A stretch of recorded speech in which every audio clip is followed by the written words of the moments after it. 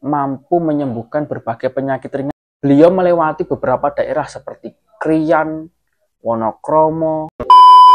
Assalamualaikum warahmatullahi wabarakatuh. Halo teman-teman, balik lagi di channel kami, channel Mas Yu Ganteng. Di kesempatan hari ini kita akan membahas tema seputar sejarah, yakni kita akan belajar bersama-sama mengenai sejarah Sunan Ampel. Siapa sih yang tidak kenal dengan Sunan Ampel? Salah satu wali Songo yang mempunyai peranan penting dalam penyebaran agama Islam di Nusantara, khususnya di Pulau Jawa. Beliau ini Sunan Ampel juga merupakan sesepuh daripada wali Songo yang lain. Tetapi tahukah kamu tentang kisah hidupnya, bagaimana sejarah beliau bisa sampai di Nusantara? Mari kita belajar bersama-sama di channel Mas Yu Ganteng.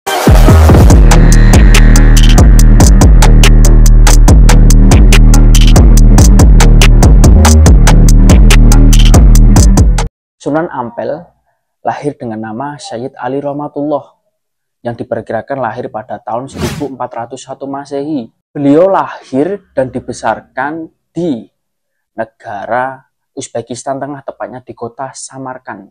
Beliau Sunan Ampel ini merupakan putra daripada Syekh Ibrahim As-Samarkandi dengan seorang putri dari kerajaan Campa di Kamboja, yakni Dewi Chandrawulan. Nah, Syekh Ibrahim As-Samarkandi ini dikenal luas oleh orang-orang Jawa sebagai Mbah Ibrahim As-Samarkandi. Sunan Ampel merupakan anggota Dewan Wali Songo yang tertua. Historiografi lokal menyebutkan bahwa Sunan Ampel ini tiba di Nusantara pada awal abad ke-15. Beliau pertama kali singgah dan menetap di kawasan pesisir pantai utara, tepatnya di Tuban. Beliau Sunan Ampel ini datang ke Jawa tidak sendirian.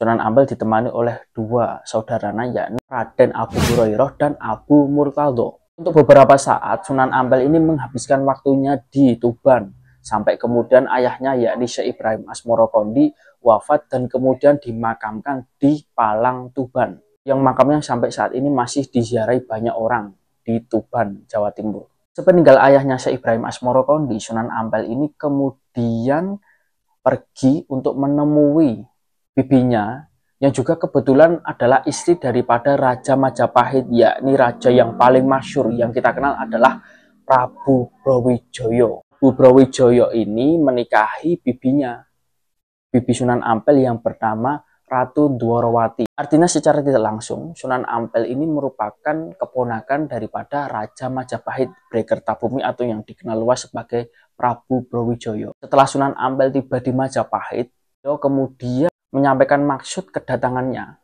yakni untuk menyebarkan agama Islam. Mula-mula ia ingin mengajak rajanya terlebih dahulu, yakni Prabu Brawijaya, untuk masuk agama Islam. Tetapi Prabu Brawijaya ini enggan masuk karena beliau masih memiliki kepercayaan dan bersikukuh dengan ajaran para leluhurnya. Meskipun Prabu Brawijaya enggan masuk agama Islam menjadi mu'alaf, lantas tidak kemudian Prabu Brawijaya ini memusuhi Sunan Ampel, yang tak mana adalah keponakannya sendiri.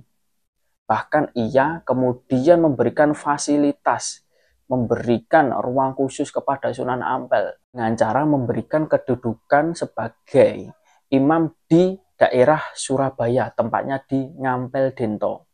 Setelah Sunan Ampel ini didhawuhi atau diberi mandat untuk menyebarkan agama Islam di daerah Surabaya, Sunan Ampel bergegas menuju daerah yang sudah dititahkan oleh pamannya tersebut, yakni Raja Majapahit.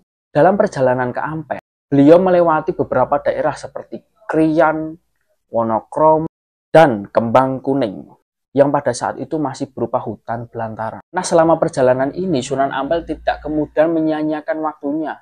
Beliau juga memberikan dakwah kepada masyarakat sekitar yang dilaluinya. Dalam dakwahnya, Sunan Ampel ini tidak kemudian langsung mengajak masyarakat yang awam terhadap agama Islam dengan cara memaksanya untuk masuk, membaca syahadat, mengajarkan fikih syariat, dan lain sebagainya, tidak. Tetapi Sunan Ampel mula-mula membuat sebuah pendekatan sosiologis, membuat pendekatan dengan cara membuat kerajinan berupa kipas yang terbuat dari akar tumbuhan pilihan dan anyaman rotan. Kipas tersebut dibagikan kepada masyarakat sekitar secara gratis. Masyarakat tidak usah membayar, tetapi ditukar dengan kalimat syahadat. Asyhadu an la ilaha illallah wa asyhadu anna Muhammadar Rasulullah. Penduduk senang dengan kehadiran Sunan Ampel yang memberikan kipas secara gratis. Bukan sembarang kipas bagi mereka, tetapi kipas tersebut mengandung tuah, mengandung beberapa khasiat.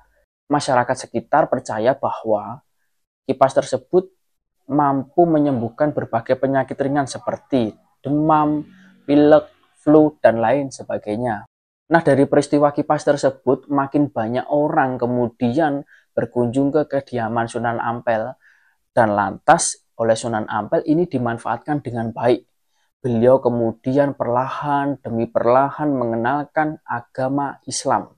Bapak Tanah Jawi menerangkan bahwa di tempat inilah, di Kembang Kuning inilah, beliau Sunan Ampel bertemu dengan dua tokoh penting di desa tersebut.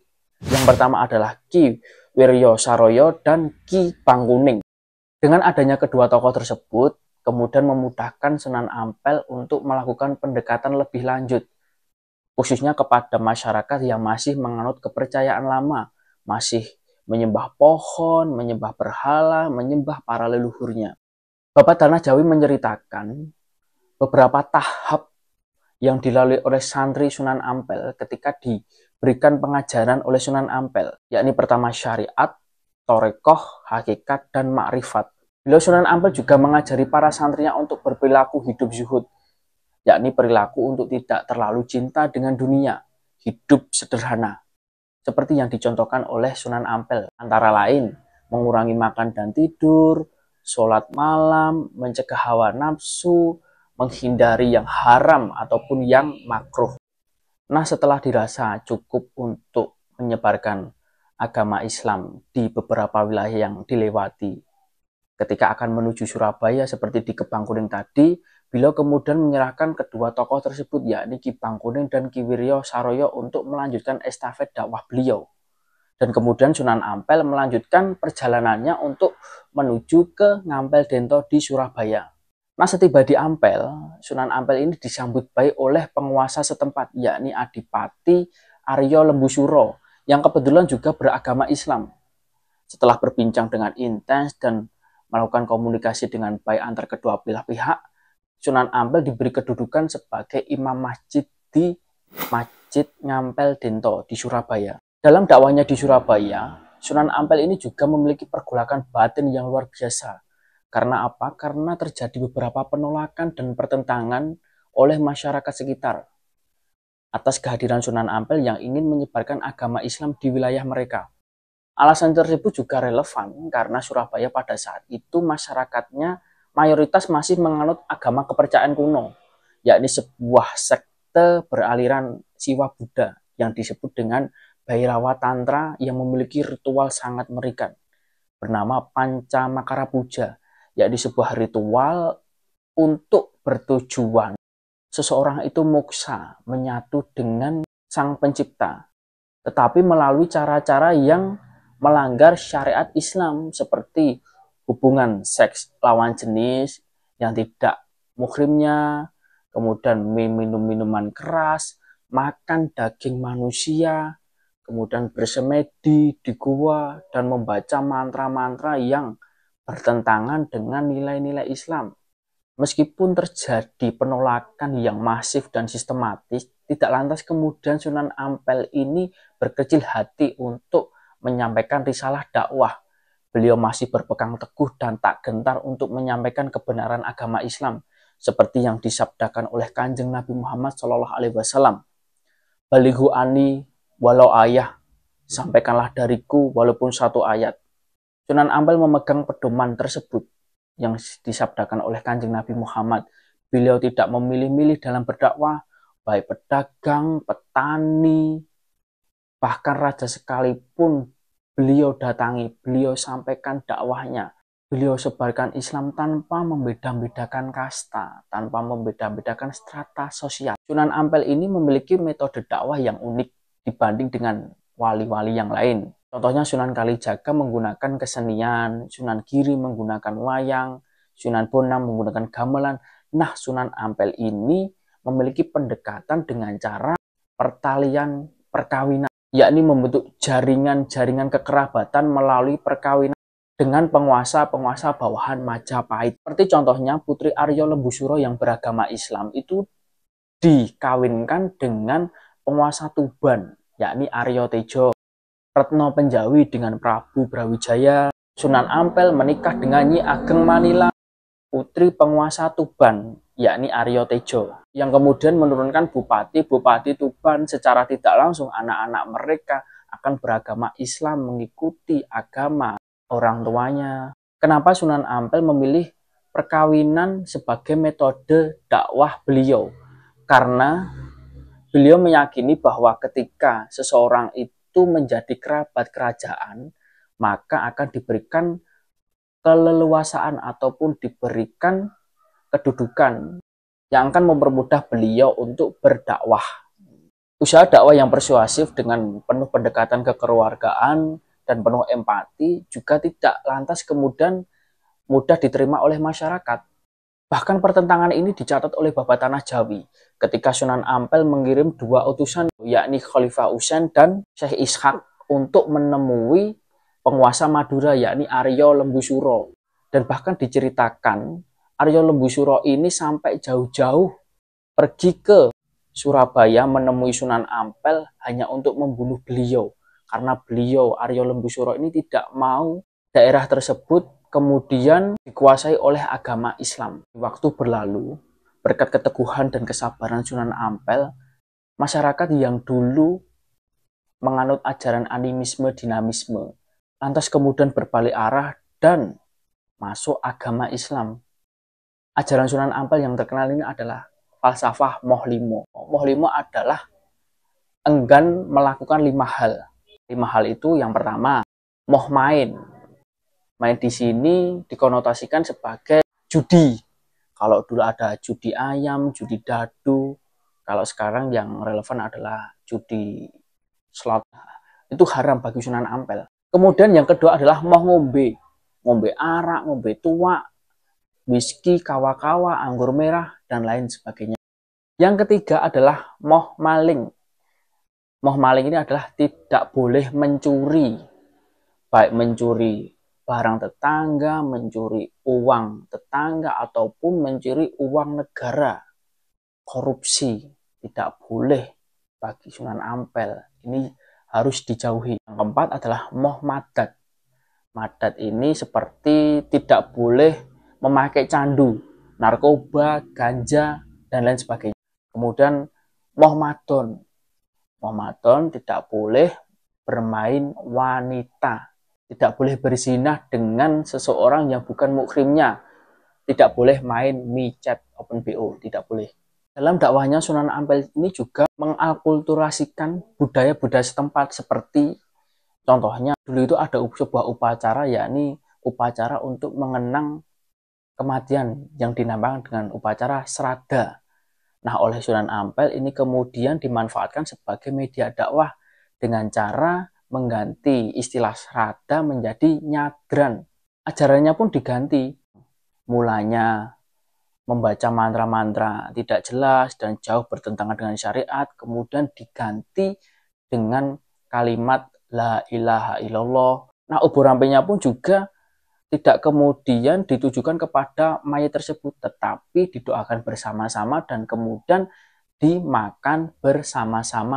Ada juga budaya yang diakulturasikan Sunan Ampel, tetapi budaya ini dari pengaruh kerajaan Campa, seperti budaya 7 hari, 40 hari, 100 hari, pendak pisan, pendak pindu, hingga 1000 hari.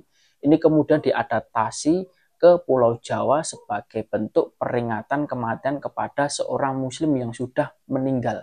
Usaha dakwah Sunan Ampel ini dicatat sebagai formulasi kreatif dalam rangka penyebaran perkembangan agama Islam. Karena metode inilah Sunan Ampel mampu membendung kepercayaan-kepercayaan lama, yakni agama kapitayan, sinkretisme, animisme, dinamisme, dan lain sebagainya. Di satu sisi, masyarakat cepat menerima dan agama Islam pun dapat berkembang lebih pesat.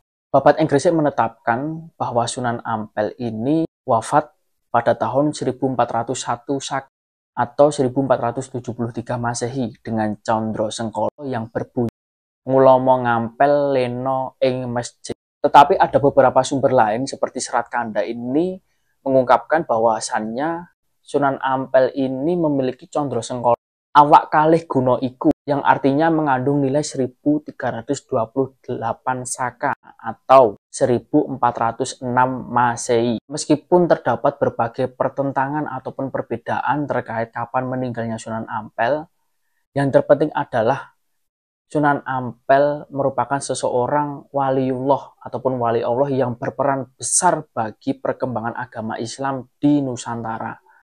Kita sebagai generasi penerus harus terus mendoakan Sunan Ampel karena jasa-jasa beliau sangat besar bagi Nusantara. Nah, itu tadi teman-teman sekilas sejarah Sunan Ampel. Apabila teman-teman memiliki informasi tambahan mengenai sejarah dan kisah Sunan Ampel, ayo tulis di kolom komentar. Mari kita sharing bersama-sama. Mari kita belajar bersama-sama tentang sejarah dan kisah Sunan Ampel. Dan saya mengingatkan kepada subscriber-subscriber saya, apabila menyukai konten sejarah ini, jangan lupa like dan komen. Syukur-syukur dibagikan. Yang menonton ini belum subscribe, jangan lupa di subscribe. Oke? Sekian dari saya. Akhirul kalam. Wassalamualaikum warahmatullahi wabarakatuh.